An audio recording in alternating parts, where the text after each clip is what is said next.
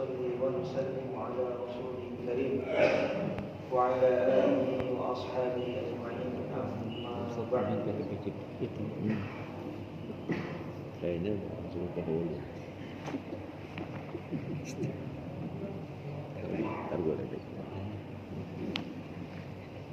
قال رسول الله صلى الله عليه وسلم من يريد الله به خيرا يفقهه في الدين atau kama jaa. Barang siapa yang Allah Subhanahu wa taala menghendaki kebaikan untuk diri dia, maka Allah Subhanahu wa taala akan memahamkan dia dengan perkara-perkara yang berhubungan dengan agama. Orang itu kalau dikehendaki baik oleh Allah, maka tandanya salah satunya adalah diterangkan mengenai urusan agama. Semakin banyak ilmu agama, semakin banyak pengetahuan agama yang dia dapat, semakin besar tanda dia adalah orang yang dicintai oleh Allah. Semakin orang itu jauh dari ilmu, semakin orang itu jauh dari majelis-majelis kebaikan, itu kita harus khawatir apakah tanda itu Allah SWT tidak senang sama kita. Maka sekuat mungkin, sebisa mungkin kita tampakkan diri kita kepada Allah. Saya ini senang, saya itu suka mencari sesuatu yang sifatnya berhubungan dengan agama. Kalau orang itu pikirannya cuan, pikirannya uang, maka hati dan pikirannya tiap hari mencari bagaimana saya bisa untung. Setiap hari orang kalau punya dagangan, punya toko, maka evaluasinya tiap hari apa? Bagaimana meningkat perdagangannya, bagaimana meningkat penjualannya, terus marketingnya ditambah. Tapi orang itu kalau hatinya adalah cinta sama Allah, ridho sama Allah, ingat sama Allah, maka tiap hari dipikir bagaimana saya itu tiap hari ada peningkatan ilmu, sehingga ada peningkatan bagaimana ilmu saya harinya tingkat tambah, sehingga dengan ilmu tersebut saya bisa beramal. Nah, ini tanda adalah orang itu dikehendaki kebaikan oleh, dan kebaikan itu sifatnya banyak. Kebaikan itu tidak bisa dibatasi dengan pikiran kita atau nafsu kita, nggak bisa. Kebaikan itu sifatnya luas. Apapun itu yang mendatangkan keberkahan, mendatangkan ridho Allah, itu adalah baik. Meskipun itu perkara sulit. Ada orang ngaji, makin senang ngaji malah makin sakit. Oh, berarti ngaji ini mendatangkan keburukan? Bukan. Justru dengan datangnya di majelis ilmu, akhirnya apa? Akhirnya bahasanya itu kabel-kabel yang konslet di tubuhnya itu merasakan sakit.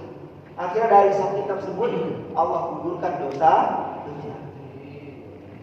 Bersih dosanya, makin hadir ngaji lagi, akhirnya apa? Dosanya sudah habis, ditambah derajat. Maka apapun itu kita patokannya bukan nafsu atau pikiran kita. Kebaikan itu patokannya apa? Jadi semakin mendatangkan keridhaan Allah, itu namanya semakin baik. Kemudian ilmu saya katakan, ilmu yang kita pelajari, ilmu yang kita baca dan kita dapatkan dari siapapun, itu hakikatnya bagaimana ilmu tersebut merubah kehidupan kita menjadi lebih, bukan untuk merubah kehidupan orang. Nih kita habis ngaji pentingnya sedekah atau pentingnya sholat di shaf pertama. Maka ketika mendapatkan ilmu mengenai sedekah, sholat di shaf pertama, maka hakikatnya ilmu tersebut merubah kehidupan kita supaya makin senang, bukan makin senang supaya kita tuh menjulitkan orang yang tidak sedekah. Itu hakikatnya ilmu. Bagaimana ilmu yang kita kaji, ilmu yang kita pelajari itu untuk merubah kehidupan diri kita. Urusan orang lain menyampaikan kebaikan itu juga perintah, itu juga bagus. Tapi orang itu berubah atau tidak itu bukan tugas kita, serahkan kepada Allah. Nih, tiap hari semangatin bagaimana sholatnya di masjid, sholatnya saf awal, kemudian datang kalau dia sebelum azan. Tiap hari menyolatkan. Maka yang pertama harus menjalankan adalah yang datang saf awal, kemudian datang lebih dulu, persiapan sebelum sholat. Orang lain mau ikut atau enggak itu kita serahkan kepada Allah. Karena kalau kita nih patokannya enggak seperti ini, akhirnya apa? Ilmu dijadikan nafsu. Ilmu dijadikan apa? Kalau ada ilmu yang enak untuk nafsu dia amalkan. Kalau enggak enak dia tinggalkan. Ada orang dengan ayat bagaimana pentingnya sedekah. Dia baca, orang yang sedekah nanti Allah akan ganti rezekinya lebih baik. Orang yang sedekah dia baca. Dia baca. Akhirnya dia nyuruh orang untuk Bapak kalau nggak sedekah perangkal loh. Bapak kalau itu ilmunya dipakai buat diri, buat orang lain. Sedangkan dirinya nggak mau sedekah. Betul? Kemudian ada orang itu menyuarakan dia dapat ilmu nih. Dapat ilmu. Apa itu? Ilmu mengenai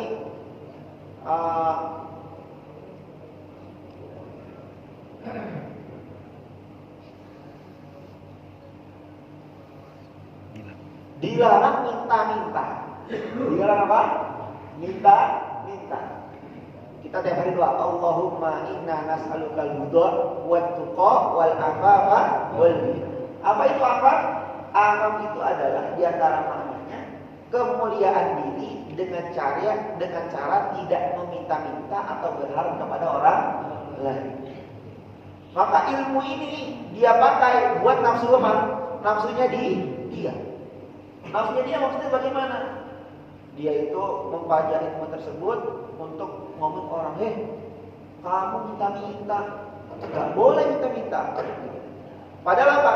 Padahal dia sebenarnya nggak mau saudara. Ada orang datang ke dia, Pak, berikan saya sedikit harta, Bapak berikan saya sesuap nasi. Nah akhirnya apa? Dia pakai ini, kamu jangan minta-minta.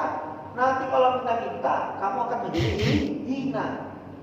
Nah ilmunya itu dia pakai apa? Untuk dia tidak saudara. Betul nggak Pak? Tadi yang waktunya ilmu untuk saudara dia pakai untuk apa? Untuk orang lain. Waktunya tidak saudara dia pakai juga untuk orang lain. Yang benar bagaimana? Yang benar itu ketika ada perintah untuk saudara kita, saudara. Ketika ada perintah jangan minta-minta, kita jangan minta-minta sama. Itu yang benar. Jangan dibalik. Ketika ada orang minta, dia kasih ilmu, jangan minta supaya dia nggak sadar. Maka ini hakikatnya ilmu adalah apa? Perbaikan untuk diri sendiri. Udah kalau gitu saya nggak usah ngajak orang kebaikan deh. Saya juga belum ngamalin. Kan ada kan? Dua-duanya diamalin. Ya kalau bisa ngajak orang untuk sedekah, ngajak orang untuk sholat, ngajak orang untuk baca Quran, kita juga baca. Karena ngajak orang kebaikan itu satu perintah, melakukan kebaikan itu perintah yang lain. Udah nggak ngajak, nggak sholat tadi, double-double. Kalau bisa dua-duanya dikerjakan, kalau nggak bisa salah satunya dikerjakan sambil doa sama Allah, ya Allah sempurnakan ibadah saya. Nah ini adalah sikap pengamalan ilmu yang terbaik untuk diri sendiri. Wallahu a'lam. Maka ini kalau kita sekarang sedang mempelajari wudu, bagaimana sempurnanya wudu. Maka yang kita perhatikan dari kita sudah sempurna atau belum. Jangan lihatnya wudu orang lain. Oh si bapak itu sholatnya nggak sempurna. Kenapa? Wudunya nggak sempurna. Wudunya nggak benar. Itu waktu ngaji tidur itu. Itu waktu ngaji di belakang atau ngopi. Akhirnya apa? Ilmunya buat mencaci orang. Maka itu pembahasan mengenai bagaimana wudu itu bisa sempurna. Aslinya buat siapa? Buat saya yang baca, buat kita yang mendengar diri sendiri. Bagaimana wudu saya sempurna? Bagaimana wudu saya mengikuti apa yang dulu diamalkan oleh baginda Rasulullah SAW. Maka kita lanjut mengenai pembahasan wudu. Kemarin sudah sampai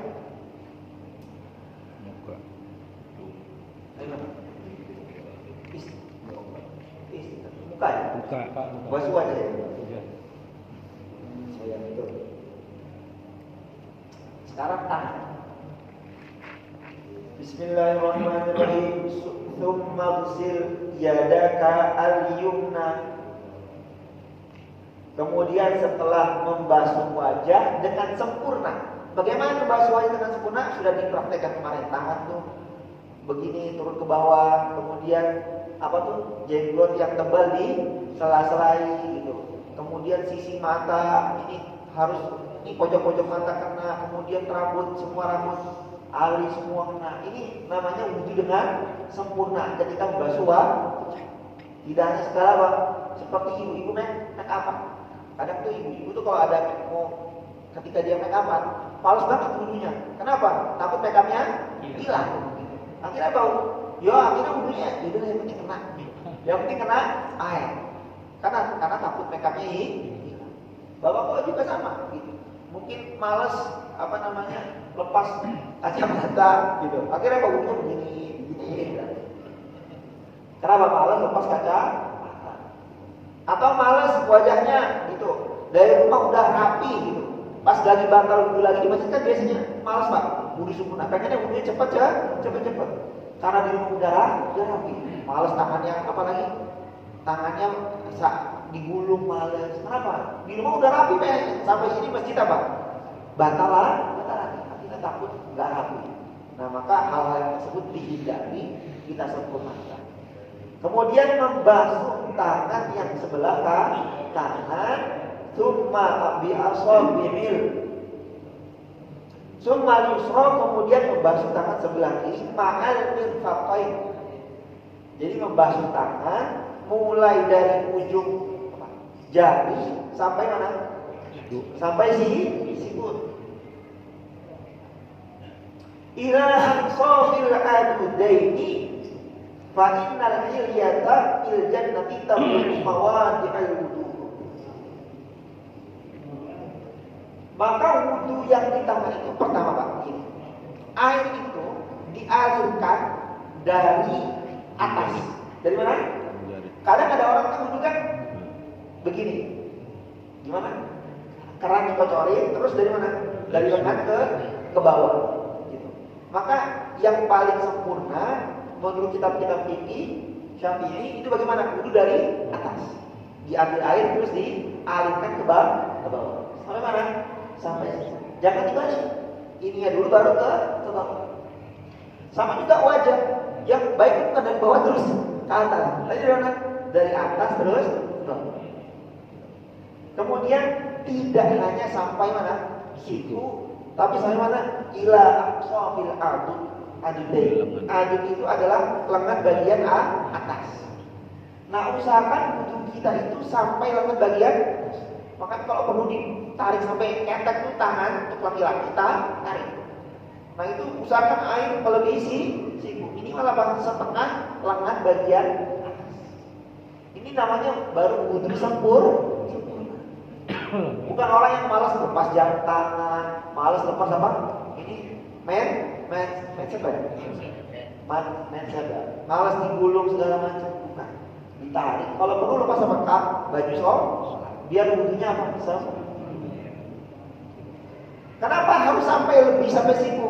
Karena nanti perhiasan ataupun cahaya di surga itu sampai batasan anggota wudu yang dilebihkan. Sudah saya sampaikan. Kalau kita wudu cuma sampai sini, berarti cahaya cuma sampai. Tapi kalau dilebihkan, nanti cahayanya lebih banyak. Yang mana sudah disampaikan minggu lalu, kita itu dikenal oleh bagi Nabi menurut apa? Cahaya yang terang yang tumbuh dari tubuh kita disebabkan bekas-bekas wudu atau ibadah lainnya. Kalau mulutnya sedang baca Quran, nanti mulutnya bercahaya. Tapi kebalikannya kalau mulutnya suka apa Pak?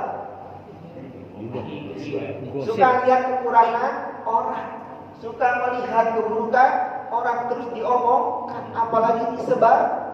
Ya udah yang keluar adalah apa? Perkara-perkara kotor dari mulut Maka seluruh anggota tubuh kita ini nanti akan berpartisipasi nanti di akhirat. Bukan orang tuh habis mati. Orang kalau udah mati udah selesai. Enggak. tangan kita nanti akan hidup lagi, mata kita semua seperti zaman kita di dunia. Tapi nanti dibangkitkan menurut keadaan masing-masing. Bukan orang yang matinya nanti sehat terus waktu bangkit dalam kubur dia sehat. Enggak, belum tentu. Ada orang yang sakit, itu orang yang perang, dia bisa bilang tangannya kan berdarah, kemudian patah-patah. Nanti ketika di sana dia akan seperti orang yang sehat, walaupun bekas-bekas jihadnya masih ada. Maka itu kalau bisa wudu pada bagian lengan dilebihkan. Nah, kemudian yang perlu diperhatikan kedua ketika membasuh lengan adalah apa? Nih, kuku apa? Kuku. Ketika kuku itu penuh dengan kotoran, sehingga apa? Terutama kotoran dari luar, bukan dari daki, tapi dari mana? Dari luar. Dan itu menghalangi sifat masuknya air. Maka kalau dia sebelum itu bersihkan. Kalau kukunya panjang, bersihkan. Ini bagian daripada apa? Menyempurnakan. Bukan yang habis habis kerja atau habis ngapain langsung aja begini bersihkan. Perhatikan. Jangan sampai nanti kita setelah sholat malah was. Tadi ini kotor masuk nggak airnya? Ini bagaimana? Itu bahaya. Kemudian yang perlu diperhatikan juga, kalau orang pakai apa? Cincin, jam tangan. Nah itu termasuk kalau terlalu kencang nanti apa? Menghalangi masuknya air. Kalau air nggak masuk, artinya wudhunya nggak sah. Tangan aja nggak sah, udah seluruh wudhu tidak sah. Maka itu perkara-perkara yang harus diperhatikan. Wa qul 'inda ghaslil yumna Allahumma a'tini kitabi biyamini wa hasibni hisaban yasira. Nah, ketika membasuh tangan bagian kanan ingat Allah. Tandanya apa ingat Allah, Pak? Doa. Kalau kita mau makan, nih lapar banget. Misalnya, habis kerja sehari belum makan. Itu kemungkinan orang ingat Allah waktu makan besar atau kecil, Pak? Ingat Allah ketika lapar banget besar atau kecil? Kecil. Langsung apa, Pak? Langsung selebek gitu, Pak. Nah, ketika betul lapar yang berlebih. Nah, ketika lapar berlebih di depan kita udah ada panggang, udah ada sambal, udah ada es teh tuh. Sate. Apalagi, Pak? Makanan apa? Nah, sop itu kan membuat kita gimana nih biar cepat habis. Nah, di saat itulah ini hati kita diuji. Yang kamu ingat pertama kali apa? Menghabiskan makanan semuanya, menghabisi nafsu kamu di meja makan, atau ingat? Itu hati kita. Maka tanda ingat Allah adalah doa sebelum makan. Itu tanda sebelum makan ingat, dan itu mahal. Dan itu apa? Banyak orang kecolok. Lagi minum tengah-tengahnya haus, tiba-tiba udah habis tengah baru ingat. Yang kasih tahu minum siapa? Kok kamu lupa? Maka tadi itu ketika membasuh tangan, yang diingat siapa? Allah. Tandanya doa. Ya Allah, apa itu? Ahdini kitabi ini, berikanlah aku catatan namaku dengan tangan kanan, wahasibni hisabai yasira, dan jadikanlah hisab saya menjadi hisab yang mudah. Karena orang itu nanti ketika di padang mahsyar, ketika yaumul hisab, ada dua golongan. Ada yang diberikan dengan catatan baik, ada catatan yang buruk. Fa amma man utiya kitabahu biyaminihi fa yaqra'uha kita biya. Fa amma man, gimana Pak ayatnya? Fa amma man utiya kitabahu biyaminihi fa huwa yuhasabu hisabai yasir wa yanqalibu ila ahlihi masrur. Nanti di akhirat orang yang dapat catatan rapot amalnya itu sebelah kanan, dia itu udah mau dikasih udah seneng. Kenapa? Dari jauh udah kelihatan itu mau dikasih sebelah. Fa huwa yuhasabu hisaban yasira. Orang yang dapat catatan amal sebelah kanan, menerima amal dengan catatan kanan, maka dia pasti hisabnya ringan, enggak berat-berat. Seperti orang ujian itu, Pak. Kalau dapat amalnya apa? Merah atau jelek, itu kira-kira setiap saat ilmu ditanya nggak? Kamu kenapa bahasa Indonesia jelek? Kamu kenapa ininya jelek? Kamu kenapa itu? Terus sama orang malah rapat pekerjaannya jelek. Nanti kalau dia mau daftar apa pekerjaan di tempat lain ditanya, kamu kenapa kasih ini? Kamu kenapa kasih ini? Kenapa? Karena rapat reportnya jelek. Tapi kalau baik, sudah dia dari jauh udah senyum lah. Mesti hisab saya apa? Ri. Wayang qalibu ila ahli masrura, maka dia kembali setelah menerima catatan amal kepada keluarganya, kepada tetangganya, orang-orang terkait dengan apa? Ila ahli masrura, dalam keadaan bersyukur senang. Oh, saya dapat catatan amal sebelah kan? Maka ketika bahkan anak minta sama Allah apa? Ya Allah, jadikanlah saya menerima orang catatan amal, rapot amal dengan tangan kan?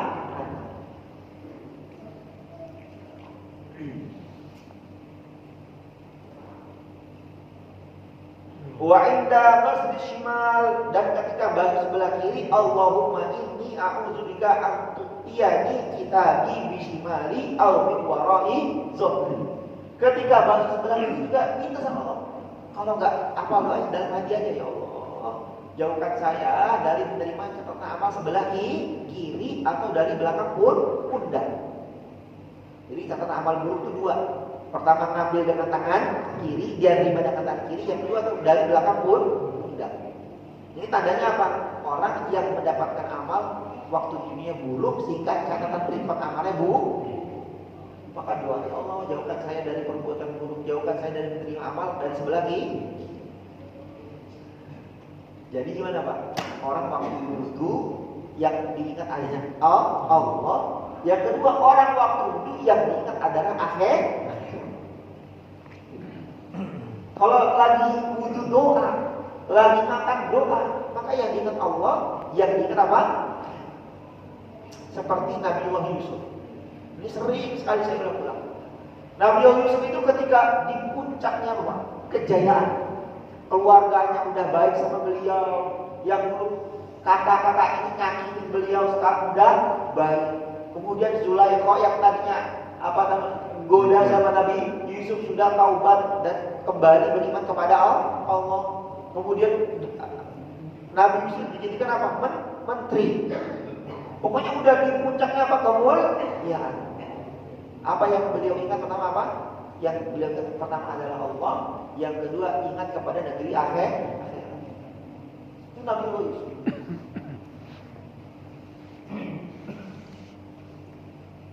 Beliau mengatakan wa alhifni bis-shalihin. Ya Allah, setelah Engkau memberikan ini semua kepada saya, itu semua dari Engkau. Kemudian susulkan salah saya atau matikanlah saya dan dikumpulkan bersama orang-orang soleh.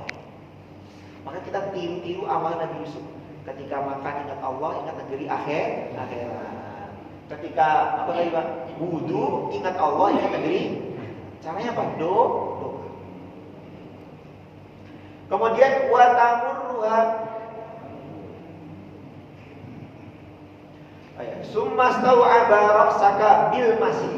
Nah, tangan sudah selesai, doanya sudah selesai, kemudian istau'aba ra'saka bil masih, kemudian meratakan apa? Rambut bil masih dengan diusap. Jadi, rambut itu tidak diguyur. Kan kadang kita sebagai anak kecil tuh apa? Buka bajunya dibasahin. Air taruh di bawah ke keran. Enggak gitu. Tapi bagaimana? Yang benar, kepala itu diusap, tapi kalau tangan sama muka jadi air itu kalau muka sama tangan betul-betul ngalir. Kemudian nah kalau rambut jangan ikut-ikutan seperti tangan dan muka. Bukan air itu dialirkan, tapi apa? Dibasuh. Nah cara basuhnya diajarkan di sini. Yang sempurna seperti apa?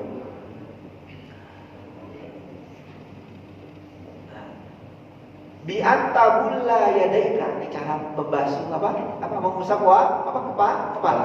Bi antabulla yadaika wa tulsiqa ru'usa asabi yadi al-yumna bil yusra wa tad'uhuma ala muqaddamatir ras. Nah, cara membasuh wajah adalah ini jari-jari ditempelkan. Jari-jari apa? Ditempelkan. Kemudian taruh di atas jari telunjuk, taruh di mana? Di atas mulai dari tubuhnya apa? Rambut. Kemudian ini apa Pak? Ibhamain, jempol, ibu jari itu ditaruh di pelipis. Ini sangat wudhu seperti ini langsung dari guru-guru saya sampai baginda Rasulullah SAW. Ada sanatnya. Sanat itu apa ya? Urutan hasil silahnya disampaikan kita itu gimana? Jadi ini tangan dimasukin kemana? Jari jempol ditaruh di pelipis, kemudian ini tangan dirapatkan, terus ke belakang. Ini dibunuh kemana? Ke belakang, supaya full rata kepala itu terbasuh terusap oleh air. Terus sampai situ. Sudah sampai situ dari belakang dimajuin, depan ke belakang, belakang ke depan. Itu dilakukan sebanyak berapa kali? 3. Ini basuh kepala yang paling sempurna menurut mazhab Imam Syafi'i. Sampai 3 kali.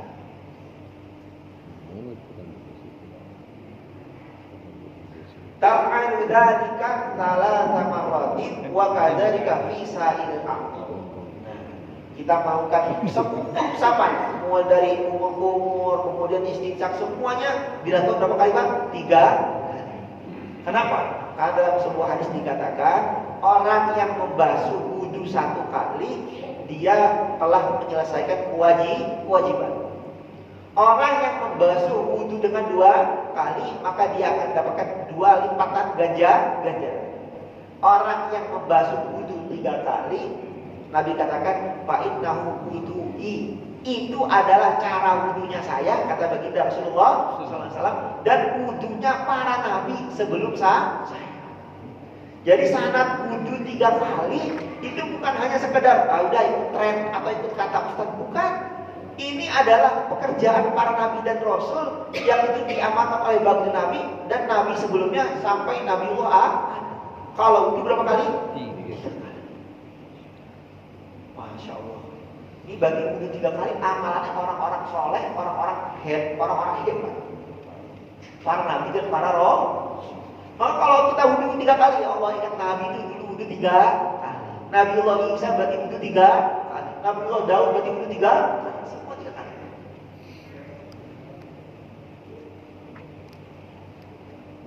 Man tasyabbaha biqaumin fahuwa minhum au kama jaa fil hadis. Barang siapa yang meniru-niru amalannya suatu kaum, maka dia akan dibangkitkan atau dikumpulkan bersama kaum tersebut. Kalau kita ikut-ikut Nabi, ikut-ikut sahabat, ya Allah saya wudu 3 kali, saya wudu dengan cara seperti ini. Niat saya cuma 1, ridho Engkau dan mengikuti orang-orang soleh. Niatnya apa? Fahuwa minhum, supaya kita digolongkan seperti orang-orang soleh. Walaupun amal kita nggak masalah. Terus ikut-ikutan orang soleh. Mudah-mudahan itu menjadi amal yang kita diterima, walaupun dunia rapot kita jelek. Ya Allah, saya ini rapotnya jelek ya Allah. Tapi saya itu amalan saya itu sebagian besar ikut begitu loh orang-orang yang itu. Fahuwa minhum, kamu bagian dari mereka. Kemudian setelah cara membasuh apa tadi Pak? Kepala 3 kali, doa. Allahumma ghashini bi rahmatik wa anzil alayya min barakatik wa azillani tahta zilli 'arsy yauma la zilla illa dhilluh. Ketika basuh kepala ingat negeri akhirat, nanti di padang mahsyar enggak ada payung. Yang mana matahari itu posisinya cuma 1 jengkal. Ini matahari sama kita udah jarak berapa puluh ribu kilometer, panasnya enggak ketulungan. Kita kena panas 40 derajat saya udah gak kuat. 40 berapa? Derajat. Bayangin kalau matahari jaraknya berapa? Sejengkal. Dan gak bisa pakai payung. Payungnya yang tercanggih apa? Doa. Ya Allah, nanti pada akhirat panas sekali pada mahsyar ya Allah. Dan tidak ada yang bisa menaungi saya kecuali naungan Engkau. Maka naungilah saya di mana tidak ada naungan kecuali dari naungan Engkau pada hari kiamat. Maka ketika basuh kepala ingatnya apa? Ingatnya pada mahsyar. Ya Allah, panasnya sekarang aja saya nggak kuat ya Allah. Apalagi nanti pada masa matahari menyengkal tuh kayak apa? Keringat saya. Makanya ada orang kan ceritanya kelelep dengan keringat sendiri. Karena apa? Sakit panasnya matahari dekat jalan dengan tubuh kita. Maka doa sama Allah.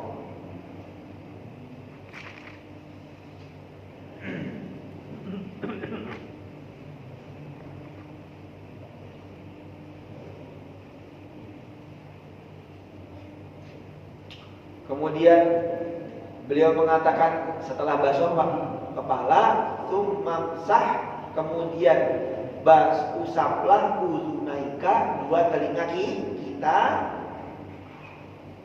bibatni ibhamaika, wa qul Allahumma ja'alni minal ladzina yastami'una al-qaul fayattabi'una ahsana. Allahumma asmi'ni munadiyal jannah fil jannah ma'al abrar. Nah, setelah basuh kepala, kita basuh telinga. Caranya bagaimana? Cara basuh telinga yang bermain itu dua jari. Berapa jari, Pak?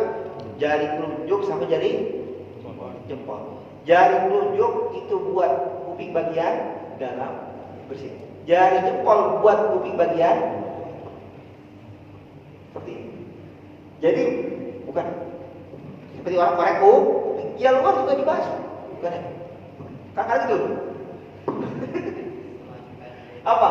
Asal jeprak, asal lempar pelan-pelan ambil basahin tangan terus dua. Ini luar, ini dalam. Jadi seluruh lapisan apa tuh? Sela-sela dari kuping itu. Ini wajib tak wajib, sunnah.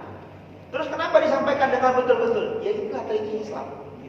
Sampai celah-celah kuping harus dibersihkan. Urusan celah kuping aja perhatian, apalagi celah hati lebih diperhatikan lagi. Jangan sampai kecolongan nggak terbasuh sehingga kotor. Ini kebersihan Islam itu sampai situ. Kemudian doa. Isi semuanya ada doa. Ya Allah, jadikanlah saya menjadi orang yang mau mendengar kebaikan. Kemudian fayattabi'una ahsana. Kemudian kebaikan tersebut tidak hanya didengarkan, tapi diikuti dan diamal. Ya. Karena apa? Mau mendengar kebaikan itu anugerah, kemudian mau mengamalkan kebaikan itu anugerah. Manusia itu penuh ego. Mau laki-laki mau perempuan, penuh ego. Ketika dinasihati, ketika diberikan suatu masukan yang baik, apa? Egonya muncul. Akhirnya apa? Gak mau dengar. Anak dinasihati orang tua, merasa sok pintar. Saya kan udah lupa. Masa orang gede diginiin? Masa orang gede disuruh sok? Ini orang yang gak mau dengar kebaikan, gak mau apalagi ngamal. Maka ketika basuh kuping, siapapun diri kita, setua apapun, sepintar apapun, setinggi apapun kita, tetap doa sama Allah. Ya Allah, jadikanlah saya menjadi orang yang mau mendengarkan kebaikan. Akhirnya walaupun kita ini sudah tua, sudah dewasa, ketika ada kebaikan dari anak kecil, kita dengar. Oh seperti ini. Oh seperti itu. Ketika apa? Ketika ego kita muncul, kita buang. Ini adalah ciri-ciri orang ketika basuh telinga doa. Minta bisa dianugerahi mau mendengarkan kebaikan dan mengikuti kebaikan. Kemudian selanjutnya wa asmi'ni munadiyal jannati fil jannati ma'al abrar. Ya Allah, yang kedua, saya tidak hanya meminta saya bisa mendengarkan kebaikan di dunia, tapi Allah kuping saya ini nanti di akhirat menjadi orang-orang yang bisa mendengarkan panggilan-panggilan ahli surga. Karena orang tuh di surga dipanggil, wahai para ahli puasa, wahai ahli sedekah, wahai ahli zakat, punya panggilan-panggilan tersendiri. Gitu. Nah, kita ini semoga kuping kita ini bisa mendengarkan panggilan-panggilan ahli surga. Siapa itu orang yang mendengarkan panggilan ahli surga? Yang ketika ada azan dia mendengarkan. Ketika ada azan dia menjawab. Nanti ketika di sana kuping kita juga akan mendengarkan panggilan orang-orang yang azan. Siapa itu? pimpinannya orang ada itu Sayyidina Bilal bin Rabah. Maka orang yang lantang panggilan di surga itu Sayyidina Bilal. Karena apa? Waktu di dunia dia menyuarakan azan. Kemudian beliau mengatakan,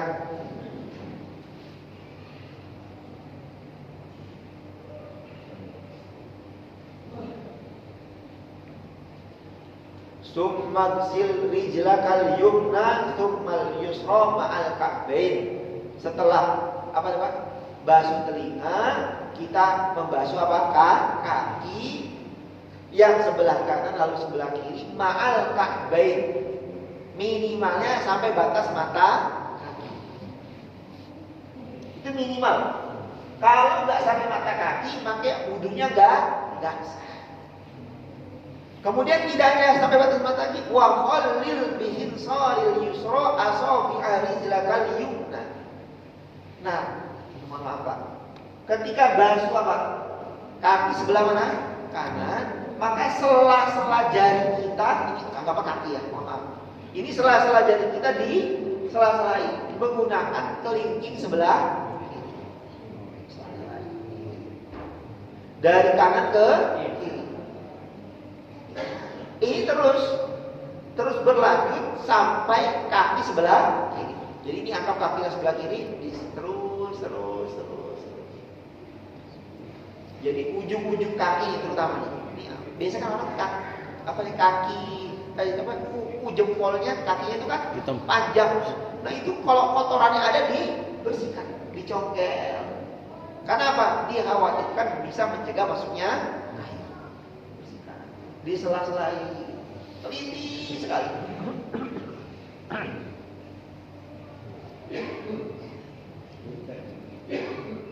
Hatta takhtima bihin saril yusra wa tadkhul asabi'a min asfal. Oh iya, apa lagi? Jarinya itu masuknya dari bawah ternyata. Bukan dari mana? Dari bawah. Tadi saya keliru, mohon maaf, bukan dari mana? Atas, tapi dari bawah. Malu Pak, jarang ngawalin. Datangnya kan mepet terus mau komat saya kan. Jadi jarang ngawalin. Itu kelemahan saya. Nah, maka kita latihan dari kelingking bagian bawah. Iya, kaki jari kiri. Jari kelingking kiri. Jadi urut dari pojok kanan ke pojok kiri, yang dipakai cuma satu jari kiri. Bukan yang kanan buat kiri atau kiri buat kanan, enggak. Karena tangan kanan buat makan. Seperti itu. Kemudian waqul Allahumma tsabbit qadamayya 'ala siratal mustaqim. Nah, ketika basuh kaki doa, ya Allah, tetapkanlah kaki saya ketika melewati jembatan Maka ini ketika basuh kaki, ya Allah, kaki saya ini penuh dosa dulu zaman waktu masih kecil, zaman masih muda, jalan ke tempat-tempat maksiat, jalan ke tempat-tempat yang ini, ya Allah, ampunilah dosa kaki saya dan tetapkanlah kaki saya ketika melewati yang mana sirat itu ibarat apa Pak? Rambut dibelah 7. Jadi kalau jembatan ini Ampera enak, itu bisa 1000 orang lewat. Lah jembatan sirat setipis rambut dibagi 7 dalam sebuah riwayat. Setipis rambut dibagi 7. Itu gimana orang bisa jalan? Maka apa?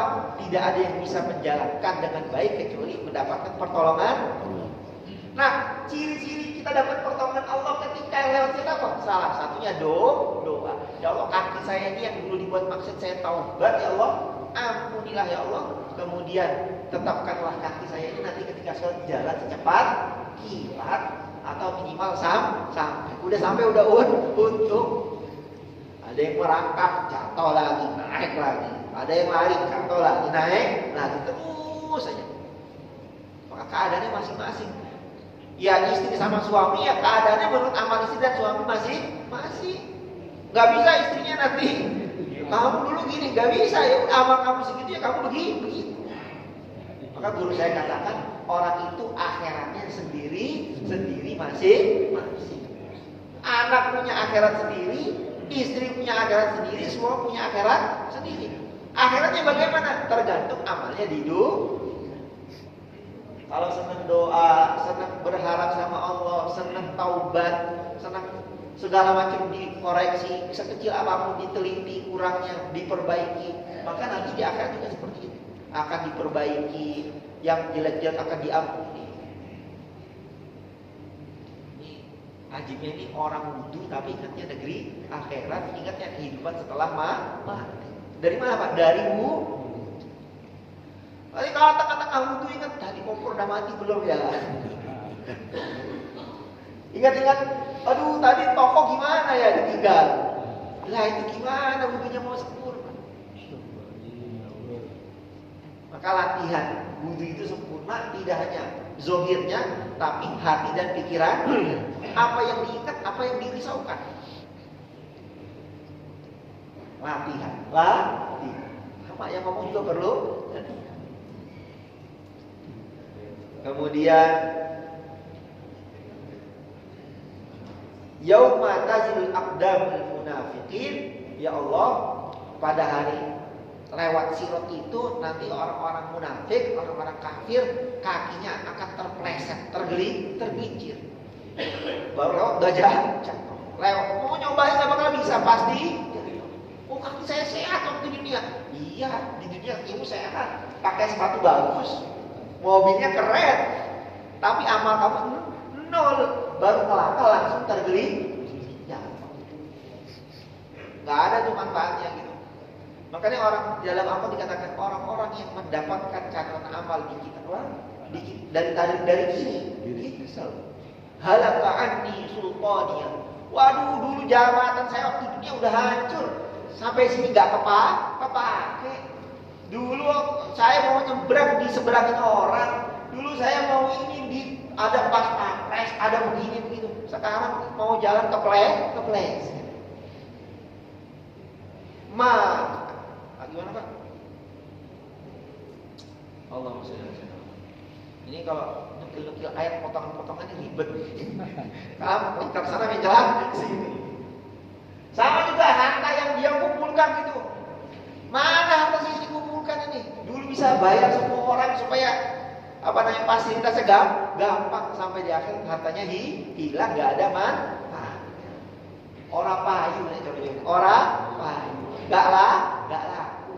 Itu ibarat orang, kata guru saya katanya, orang itu kalau terlena dengan dunianya sampai lupa akhirat gitu. Nanti seperti orang main ke luar negeri tapi bawa uang rupiah. Bawa apa? Kita main ke Malaysia, kita main ke Saudi. Oh, saya orang terkaya di Indonesia.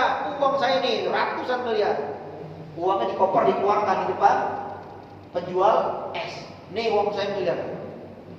Yang dikeluarkan apa? Uang rupiah. Laku nggak di Amerika Pak? Laku nggak Pak? Enggak. Di sini dipakai dolar, di sini dipakai real, di sini dipakai rupiah. Nggak laku rupiahnya. Nah sama. Di dunia itu kita perasaannya ngumpulin. Perasaannya pengen dibawa ke akhirat. Sampai sana hartanya nggak laku, jabatannya nggak laku, semuanya nggak laku. Yang laku apa? Wudunya yang sampai lengan bagian atas. Yang laku apa? Siwaknya yang waktu sebelum wudu sebelum. Nah itu yang laku. Hal-hal kecil yang sering kita tinggalkan justru adalah hal yang paling laku nanti dia. Hal kecil. Teliti wudu, teliti sholat, itu hal kecil. Paling laku. Tapi di akhirat sudah selesai. Nggak ada pengulangan. Nggak ada pengulangan. Kenapa sih waktu ngaji aku tidur? Ini pala sih aku nggak ada. Ini wudhu saya Pak, cahaya cuma sampai ujung kuku, nggak sampai segini. Yang lainnya tangannya cahaya cuma sampai sini. Kenapa? Ya wudhunya nggak sempurna, bahkan bisa dibilang tidak sah. Sadarnya kapan Pak? Ketika di akhir. Bermanfaat ya Pak? Maka sekarang ini kita sama-sama menyadarkan diri kita. Ini umur masih ada, umur Allah masih kasih nafas, sadarkan diri kita. Jangan sampai tadi itu baru sadar ketika sudah mati. Sebentar, kita cari ini ada kode apa?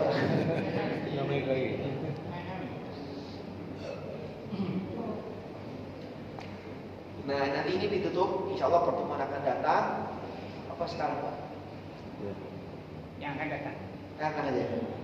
Nanti insya Allah pembahasan sebelumnya beliau mengatakan orang yang wudhu dengan sempurna maka apa? Seluruh anggota tubuhnya akan jatuh, akan dibersihkan dari dosa. Sehingga sebagian orang-orang yang kasyaf itu orang yang dibuka apa? Dibuka mata hatinya itu ketika orang itu wudhu kelihatan dosa itu jatuh dari tangan, kelihatan dosa itu jatuh dari mana? Mulut, dari mana? Dari hidung, jatuh. Betul-betul jatuh. Sehingga dalam sebuah riwayat dikatakan orang yang wudhu dengan sempurna, kemudian dia sholat berjamaah, setelah sholat dia memuji Allah, maka dia ketika keluar masjid seperti bayi baru lahir bersih dari dosa.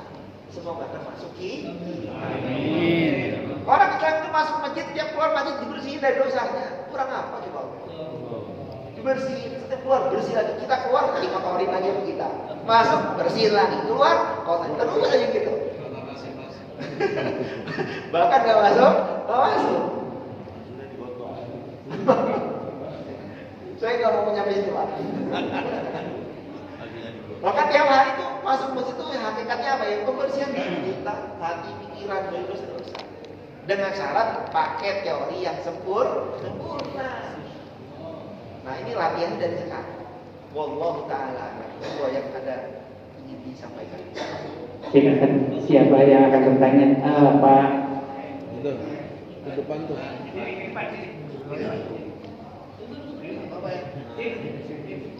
Tuh ada.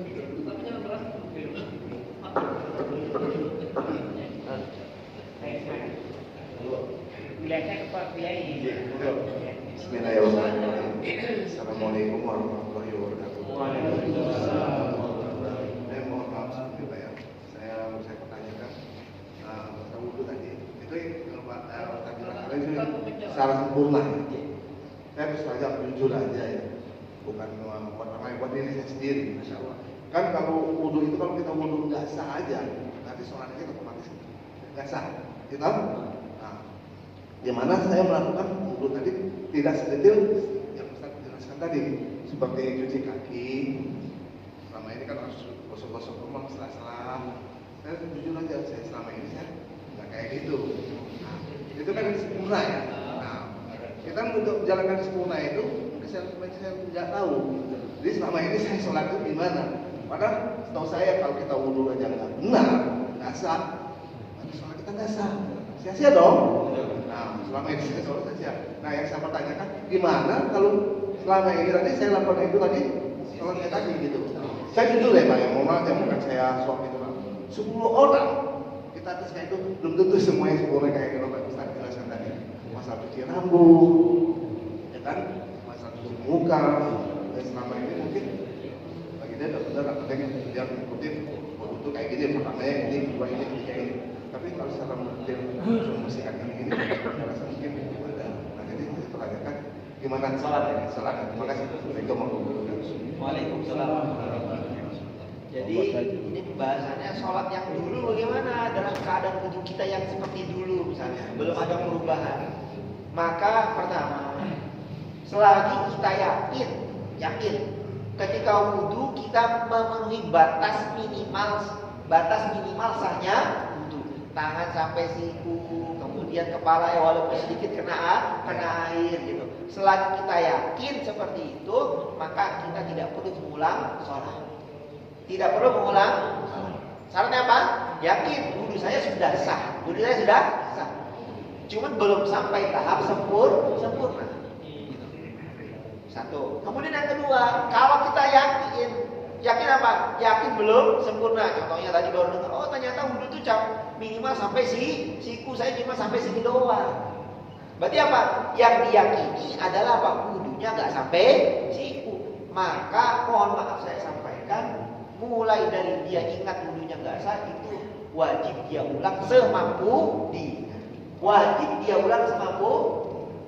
Ketika apa? Yang diyakini memang wudhunya belum sampai belum sampai sah. Bukan sempurna, belum sampai minimal. Bedakan sama sah sama sempurna. Kalau sah itu minimalnya diselesaikan, kalau sempurna itu seluruhnya diselesaikan. Itu yang kedua. Mana yang diyakini? Mana yang diyakini? Gitu. Kemudian yang ketiga, gitu, supaya kita itu ada gerakan hati pengen wudhu bisa sempurna, maka kita tanamkan dalam hati kita ini sekarang ini. Saya itu wudhu bukan hanya pengen rutinitas saja. Orang kan wudhu kan rutinitas. Ya sholat ya wudhu. Kalau nggak wudhu ya nggak sholat. Maka itu dirubah. Saya tuh wudhu ingin membersihkan diri saya dari dosa. Saya tuh wudhu ingin membersihkan hati saya yang kotor. Saya tuh wudhu pengen apa? Menambah cahaya di akhirat. Itu dihadirkan dalam hati. Orang saya yakin kalau itu hadir di dalam wudhu, saya yakin dia akan mengulang wudhunya dengan sempurna. Saya yakin. Tapi kalau wudhu cuma sekedar apa? Ya udah ini rutinitas sholat. Ya udah setiap sholat pasti gak bakal sempurna. Ya begitu aja. Itu cara supaya kita tergerak bisa wudhu secara sempurna. Allah Taala. Oke. Coba Silakan. Cukup dengan istighfar. Cukup dengan istighfar. G. Dengan kekurangan kita istighfar berapa? G itu udah salah satu cara.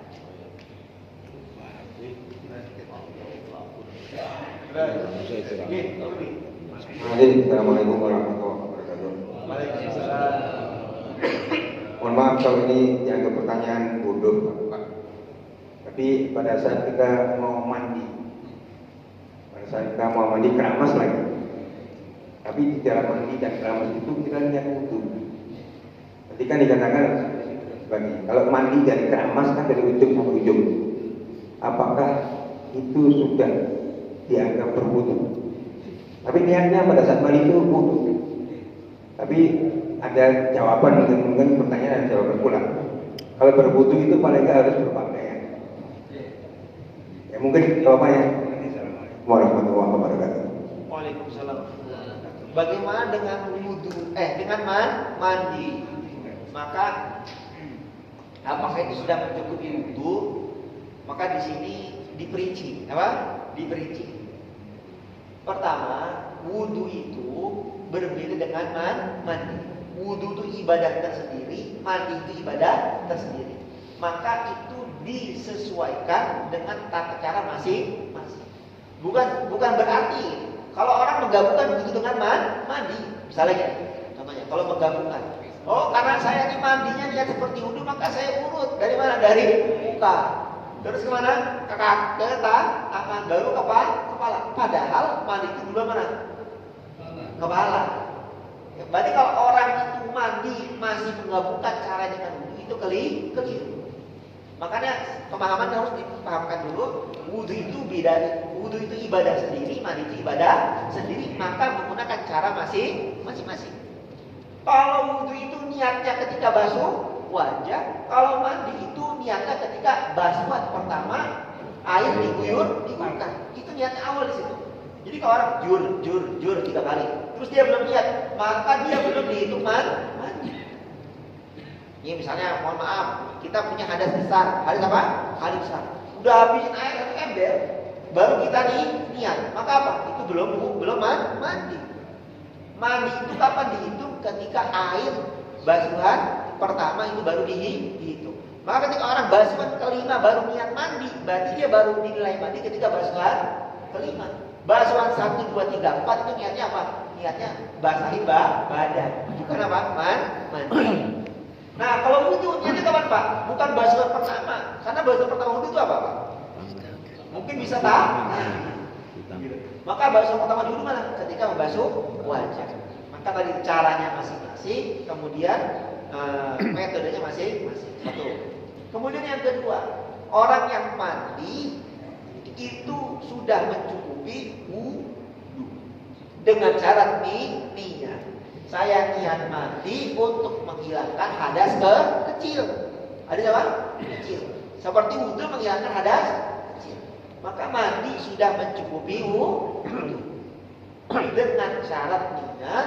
Yang kedua, dengan syarat ketika mandi dia tidak melakukan hal-hal yang membatalkan wudhu. Kalau kita tengah mandi, mohon maaf, misalnya kentut, kalau tengah mandi dia kan kencing, ya berarti mandinya juga sekalian batalin wudhu. Gitu. Apa ya? Nah, maka kebiasaan saya tuh sering was-was. Kalau lagi mandi tuh, makanya saya tuh kalau mandi, biasanya saya ratain dulu air, saya ratain dulu sabun, baru pas bilas saya baru niat apa? Lihat apa? Lihat mandi. Karena apa? Ketika kita sabunan kan mesti otomatis tangan jatuh kemaluan. Itu batalkan gitu.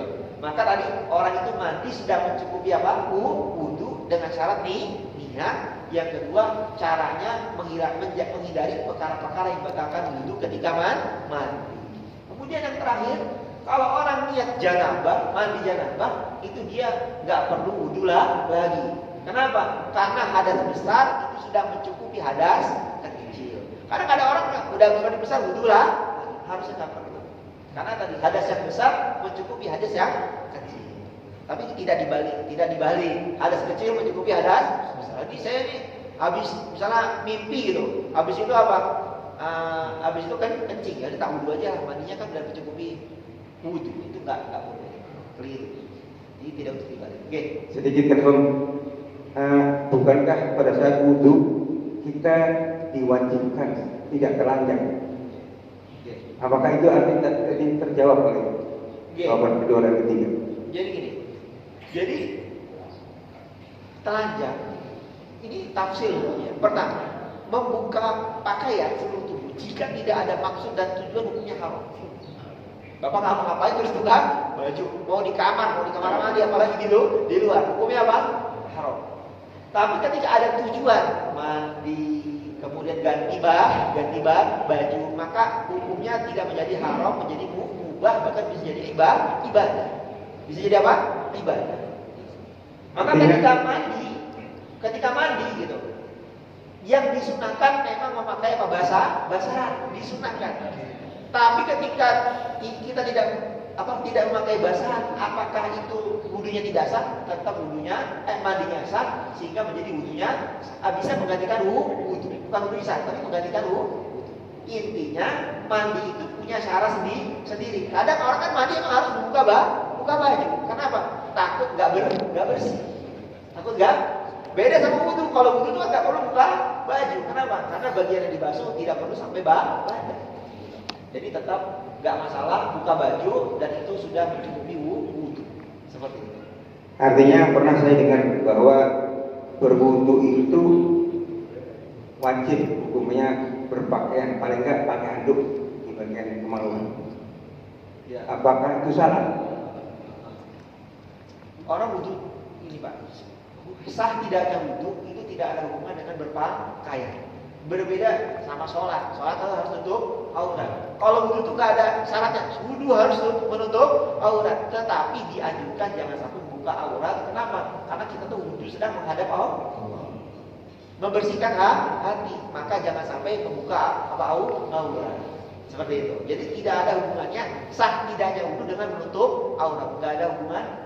Boleh, tapi kita tidak mendapatkan pahala kesunahan menutup aurat ketika wudu atau mandi. Wallahu a'lam. Ada lagi, silakan. Assalamualaikum warahmatullahi wabarakatuh. Oke. Ustaz, saya tanya dua. Yang pertama, biar ini haji itu ibarat haji kampung. Kita udah tua, Pak. Kalau kita hanya mendengarkan itu kadang banyak yang gampang mendengarkan, tapi hilangnya cepat gitu. Tapi mungkin caranya kalau Ustaz mungkin membaca kitab kuning, apakah ada untuk hidayah itu terjemahannya, jadi kita bisa nyimak itu. Satu, yang kedua, saya kemarin kebingungan Pak, ulang sholat subuh. Iya, sholat subuh. Kalau orang sholat itu kan harus bersih tempat, bersih badan. Ya. Lah diantaranya badan saya itu nggak bersih, begitu pulang bukan CD itu ada najis. Saya habis sholat subuh itu, apakah saya harus sholat lagi atau kita bacanya setelah baca subuh? Karena saya tidak sengaja, karena kemarin saya datang pagi, ada saya jagain terakhir, dan itu harus jalan ke belakang tapi buru-buru ke masjid. Mohon penjelasannya. Ada orang ini dibuat permisalan ya untuk pertanyaan Pak Haji. Ada orang dia tidur, dia apa? Tidur. Kemudian bangun tidur dia sholat subuh. Habis sholat subuh dia sholat duha. Habis sholat duha sholat zuhur misalnya. Nah ketika sore, habis itu sholat asar. Ketika sore dia mandi, itu dia terlihat ada, mohon maaf, ada bekas mimpi. Apa? Ada bekas mimpi di celana. Karena dia nggak pernah ngecek celana kecuali mau mandi. Nah pas dicek, loh, kok ini ada bekas apa? Mandi, keluarnya air, gitu. Bagaimana sholat saya sebelumnya? Maka seluruh sholatnya mulai dari dia diduga, diyakini dia tuh keluar mani, dia qadha. Subuhnya qadha, duhanya qadha, zuhurnya qadha, asarnya tak qadha. Karena dia ingatnya waktu asar. Jadi kapan itu diyakini najis itu keluar atau ada? Mulai dari itu kita mengulang sholat. Mulai dari kapan? Mulai dari diyakini najis itu keluar. Mohon maaf, misalnya Pak Haji Johan biasa ke WC sebelum tidur. Nah, ketika tidur, sebelum mau tidur waktu itu nggak ke WC, gitu kan? Nggak ke WC, gitu. Sehingga ketika subuh, jojok aja Pak Johan sholat, gitu kan? Nah, ketika ngelihat mau mandi pagi, ternyata ada kotoran yang keluar tanpa disadari. Gitu. Apapun itu, gitu. Maka yang kita lihat kapan? Ketika diduga kotoran itu keluar atau diyakini buat kotoran itu keluar, itulah waktu kita mengulang sholat. Maka tidak dianggap sah kita sah. Mana ya Pak? Kalau kejadiannya habis subuh ini kita udah sholat subuh. Tahu kan sih dalam bagian baju kita hidup waktu di jalan kan. Kalau sholat subuh tidak ada sholat.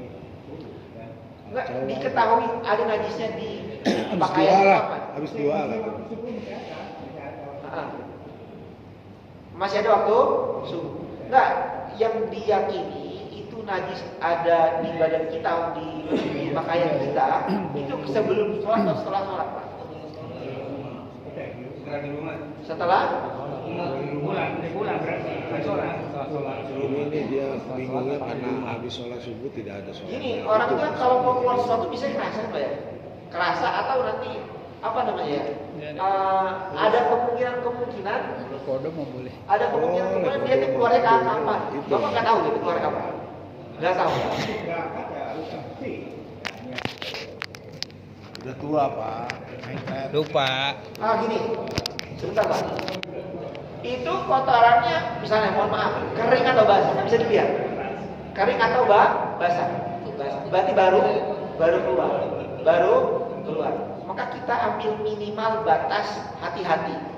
Minimal batas hati-hati. Ada kemungkinan kotoran itu, karena kita nggak tahu, ada kemungkinan kotoran itu keluar sebelum subuh. Ada kemungkinan, tapi kita tidak tahu.